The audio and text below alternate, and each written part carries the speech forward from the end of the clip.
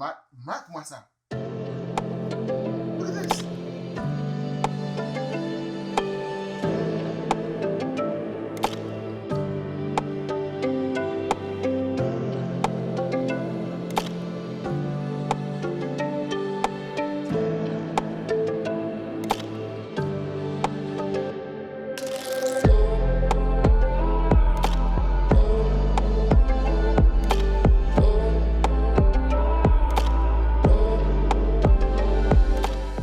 Alright, so it's been exactly 6 years since I moved over to Android from the iPhone world.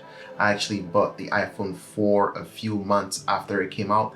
Was really happy with it, kept it until 2013 before I jumped ship to Nexus 4, and I have not looked back ever since. The Android phone, especially when you come to the vanilla edition, which is the Google Pixel right now, is a great device. But I'm going back to the iPhone. And I know, before you say anything, I apologize if you're one of those people that I convinced to jump ship over to Android. I know, I'm guilty.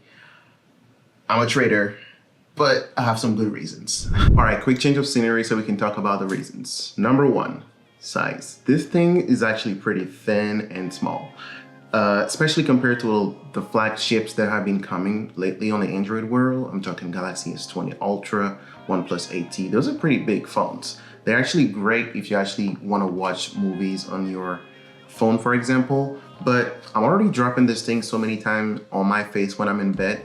I'm not trying to go bigger.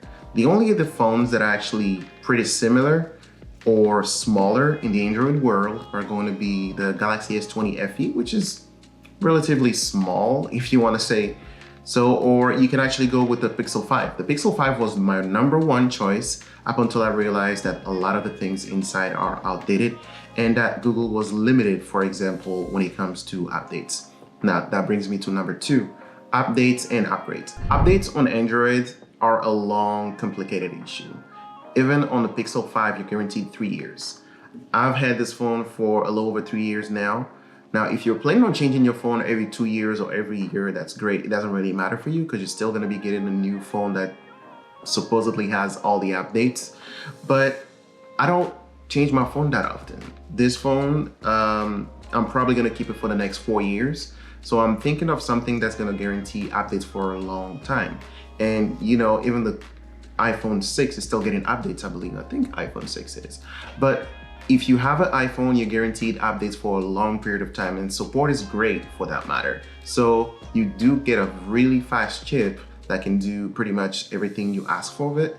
Even the iPhone SE is a super fast phone, and you're guaranteed that for the next 4 years, or maybe even 5 if you were lucky, you can get updates, and you're not going to be guaranteed that in a world of Android.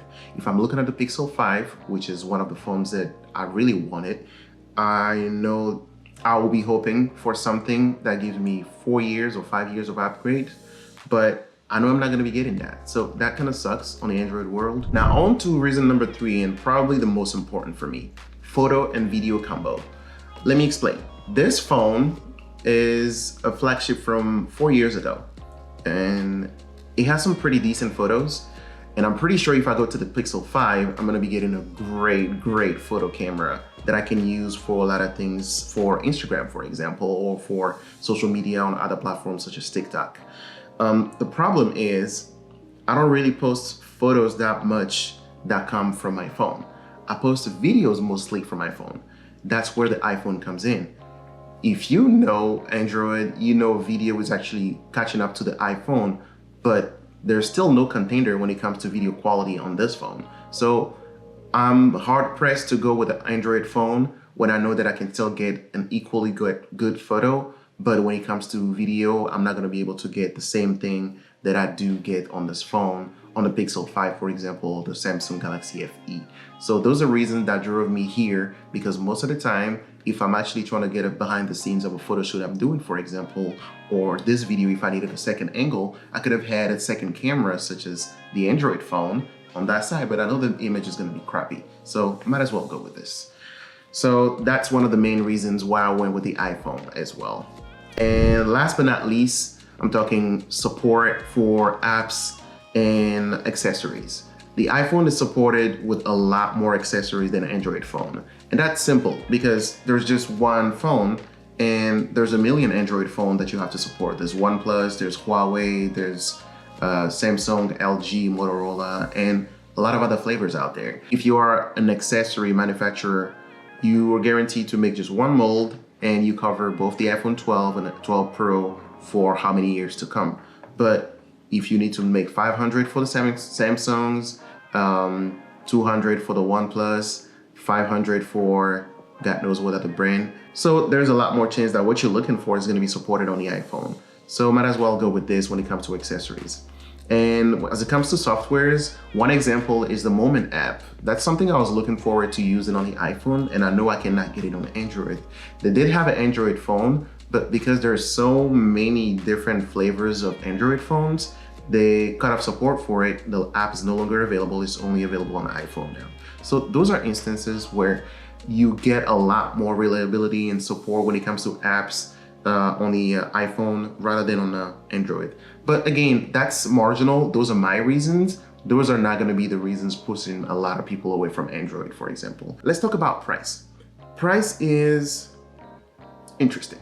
The iPhone 12 costs about $800 and about $50 more if you go for the 128 gigabyte variant. Some people might think it's a little overpriced. I tend to be in the camp of it depends what you're looking for. For 256 gigabyte phone OnePlus 8T, you're paying $749, which is a great deal. That's an amazing phone. But again, you're making some compromises on the camera side, which are important to me. So yes, you might say that the iPhone is a little more expensive, but are you willing to pay extra for things like the video quality? If that's worth it for you, maybe that's something you might want to go ahead and pay extra for. Again, that's subjective. I think it's a little overpriced, but I'm willing to go for it and try to see how it does. Either way, I'm going to do some updated reviews on the iPhone after 30 days just to tell you how I feel after leaving the Google ecosystem, if you want to call it that. But so far, those are my impressions and those are the reasons why I moved over to iPhone. So yeah, I'll let you know in the 30 days how I feel about it. And if I decide to return it, you'll know about it as well. But for right now, we're back in the world of Tim Cook, baby. If you'd like to know how this conversion over to iPhone is going, click on the notification bell below, subscribe, and you'll be getting updates when I release a new video telling you about how I feel about this phone. Maybe I'll return it, maybe I won't. We'll see. Either way, thank you for watching. I'll see you next time.